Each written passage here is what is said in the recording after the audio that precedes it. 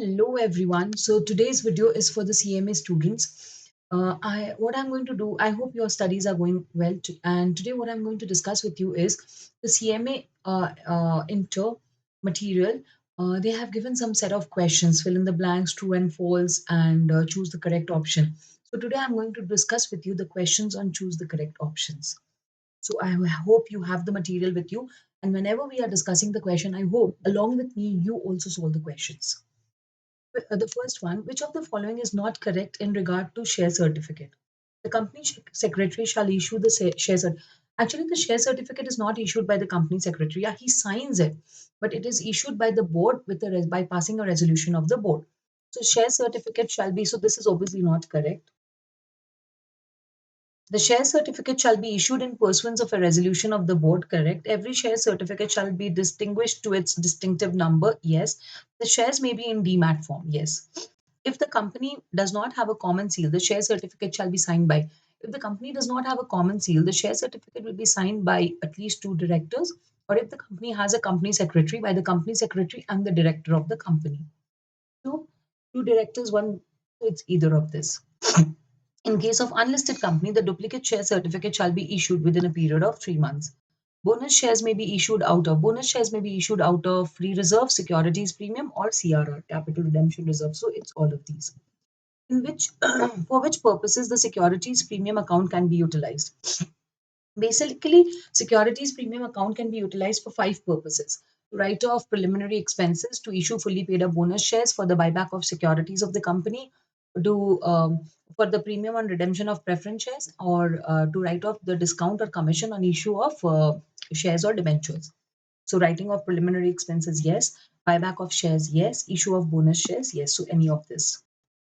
The quorum for a public company having the number of members more than 5,000 is. So basically, if a public company has up to 1,000 members, the quorum is 5. If it has more than 1,000 but up to 5,000, the quorum is 15. And above 5,000, it is 30. An instrument of proxy shall be deposited with the registered office of the company. Instrument of proxy has to be deposited by the with the company at least 48 hours before the meeting. In case of e-voting, notice shall be sent as an attachment in PDF, Word file, Excel, Access. There's nothing like that. Anyway, it's sent in PDF. In case of an adjourned meeting, the notice of the meeting shall be given not less than. Basically, in case of an adjourned meeting, notice is not given. But if the meeting is adjourned due to lack of quorum, we have to give a 3 days notice. Which of the following is not correct? Articles of the company shall provide for the appointment of the chairman in a meeting. Yes, articles may provide, and if nothing is given, the members present amongst themselves shall appoint the chairman of the meeting. One thing to be understood is that and where the chairman may be appointed by show of hands, and if demand for poll is made, he shall be appointed by poll.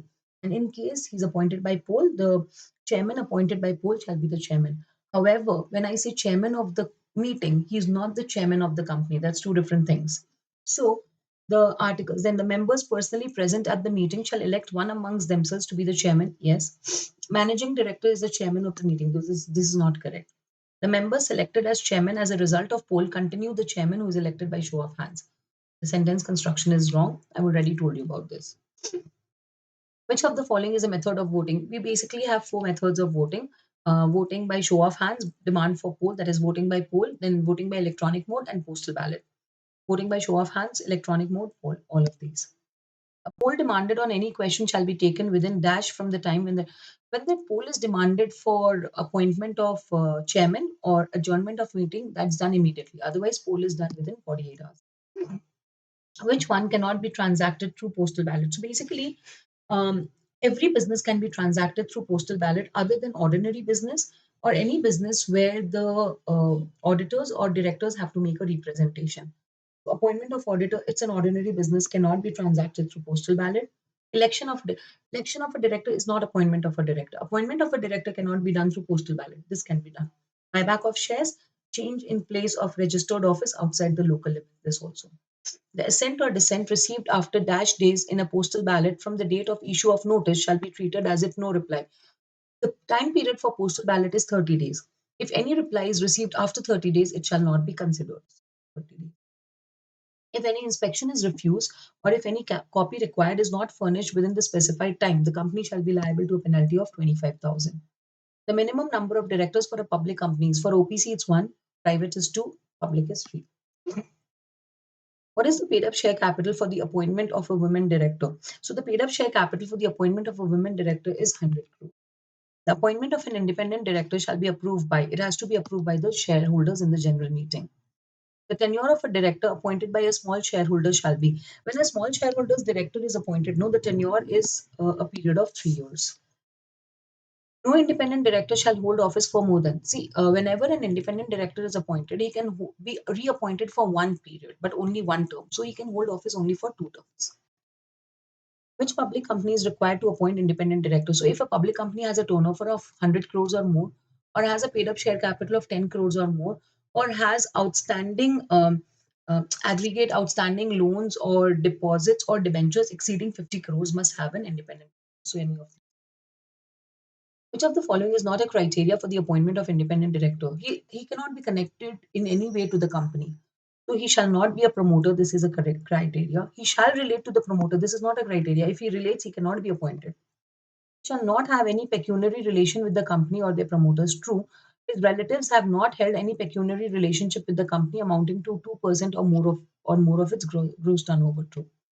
A director may be elected by small shareholders upon a notice by small shareholders directors can be appointed by a notice of at least 1,000, that is not less than 1,000 small shareholders, or one-tenth of small shareholders, whichever is lower. So any one of them can give the notice and then appointment will be done. At every AGM, not less than dash of the total number of directors shall retire by rotation. Two-thirds have to be the retiring type and one-third has to retire. The minimum age prescribed for the appointment of managing director is 21 years. I hope it's clear to all of you. I hope it helps. Keep learning, happy learning, stay motivated. Thank you so much. I'll see you in the next video discussing the true and false.